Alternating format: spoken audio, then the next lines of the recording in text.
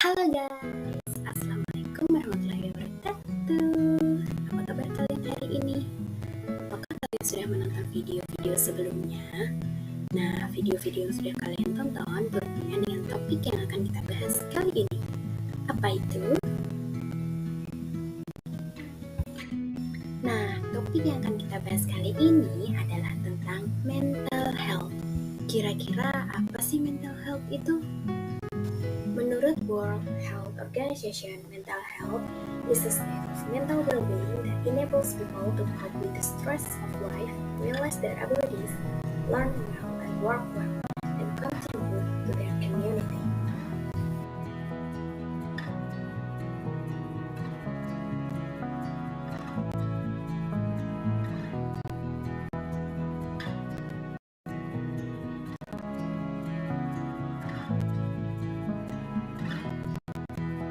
Apakah kalian tahu tentang USA?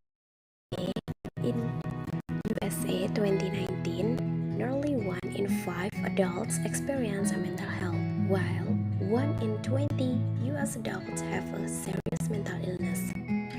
Wah, sangat banyak ya guys kasus tentang mental illness.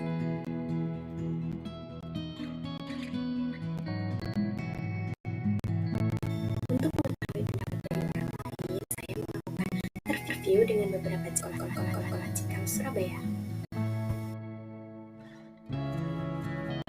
seperti Miss Rani, Miss Lia, Miss Mutiara, dan Miss Nana. Menurut Miss Rani, mental health adalah kesehatan dari pikiran dan jiwa kita sendiri. Menurut Miss Rani, mental health itu penting karena dapat berpengaruh kemana-mana. Misalnya, seorang guru apabila seorang guru itu tidak sejahtera, akhirnya dalam mengajar tidak akan bisa paham. Informasi tentang mental health biasanya Miss Rani dapatkan melalui workshop, media sosial, dan sesi-sesi bersama konselor. Sedangkan menurut Miss Lia, mental health adalah suatu standar yang digunakan untuk mengukur suatu keadaan seseorang. Dan menurut Miss Lia sangat penting karena mental health seseorang dapat mempengaruhi aktivitas sehari-hari. Informasi tentang mental health biasanya Miss Lia dapatkan melalui media sosial dan melalui membaca buku. Menurut Pak Dana, penting tidaknya mental health itu tergantung individu masing-masing dan juga relatif karena setiap orang mempunyai kekuatan mental sendiri-sendiri. Menurut Pak Dana juga, mental health seorang bisa berpengaruh besar mungkin dari awareness orang lain. Lingkungan sekitar sangat berpengaruh terhadap mental health kita sendiri. Kesadaran akan mental health dipengaruhi orang lain di sekitar kita.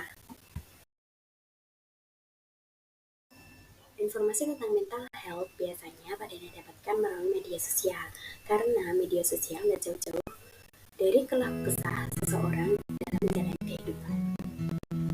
Nah, sedangkan menurut Miss Mutiara, mental health sangat penting karena bagaimanapun mental health akan mempengaruhi bagaimana kita bekerja, komunikasi, bahkan bagaimana kita berpikir dalam kehidupan sehari-hari. Nah, untuk komunikasi dari Miss Mutiara sendiri yaitu dengan membagi peran as teacher dan as individual. As individual yaitu misalnya dengan baca buku, pergi ke coffee shop, long walk, atau jalan-jalan kecil. Sebagai as teacher atau guru yaitu dengan berusaha membuat murid terbuka dengan kita, apapun itu. Informasi tentang mental health biasanya bisa kita dapatkan melalui sebuah buku. Dari buku, sekarang tidak hanya banyak buku yang membahas tentang isu mental health, bahkan gak hanya dibungkus dalam bentuk non-fiksi. Dan sekarang juga sudah banyak orang-orang yang aware dengan isu mental health, jadi mudah dan banyak lagi informasi tentang mental health bisa kita terima. Yang terakhir, menurut Miss Nana, bagaimana kita dalam menjalani kehidupan sehari-hari. Sebagai tenaga pendidik, mental health sudah seperti prioritas oleh seorang guru. Nah, sedangkan coping mechanism yang biasanya dilakukan oleh Miss Nana yaitu dibagi menjadi dua. Yang pertama untuk diri sendiri dengan mengeksplor hobi. Bagi para siswa itu dengan memberikan aktivitas yang bisa membuat mereka mengeksplorasi hobi, aktivitas yang fun dan juga engaging. Referensi tentang mental health biasanya bisa didapatkan melalui sosial media.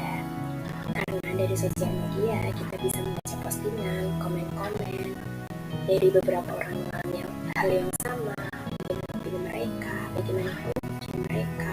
Selain visualnya dapat, informasinya dapat, opini dari sisi orang lain juga bisa kita dapatkan. There are several types of mental illness. People with anxiety disorders have excessive fear and anxiety and related behavioral disturbance. Their anxiety symptoms with ability to function in their daily life. They also lead to attempts to avoid situational triggers that worsen symptoms. Next is bipolar disorders. Bipolar disorders cause dramatic shift in a person's mood, energy, and ability to think clearly. People with these disorders experience extremely high and low moods known as mania and depression.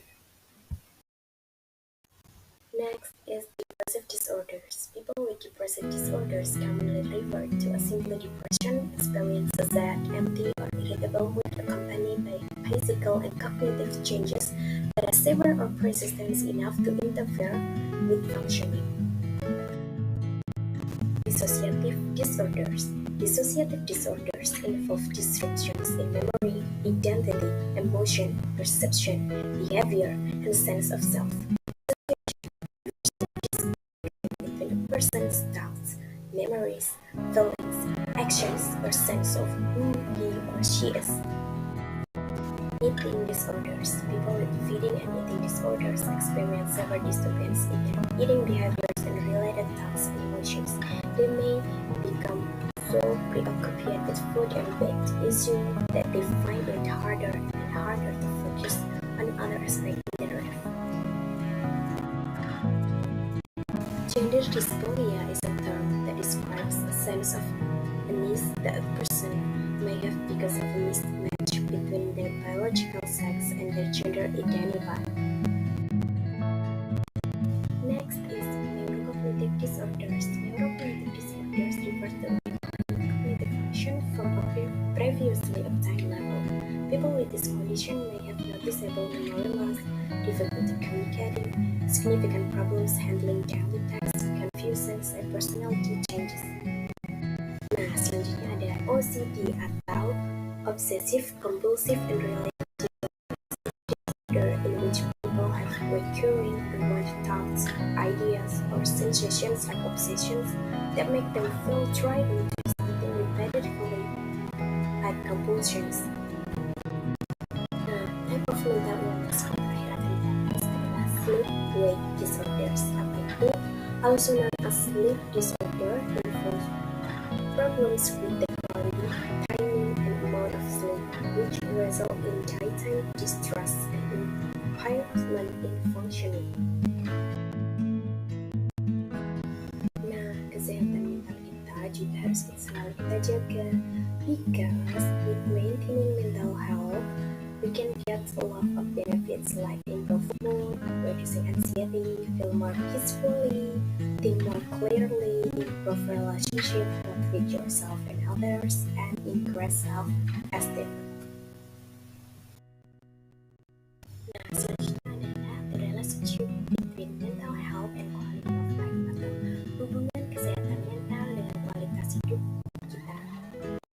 Kualitas hidup mencakup 4 dimensi, yaitu kesehatan fisik, kesejahteraan psikologis, hubungan sosial, dan hubungan dengan lingkungan.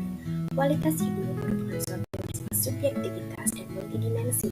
Subjektivitas memiliki arti bahwa kualitas hidup hanya ditentukan oleh individu itu sendiri, sedangkan multidimensi bahwa kualitas hidup memandang aspek kehidupan seperti aspek fisik, psikologis, sosial, kultural, dan spiritual.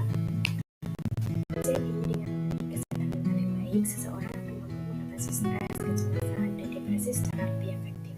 Sehingga hal tersebut secara tidak langsung akan meningkatkan taraf hidup atau kualitas hidup orang tersebut.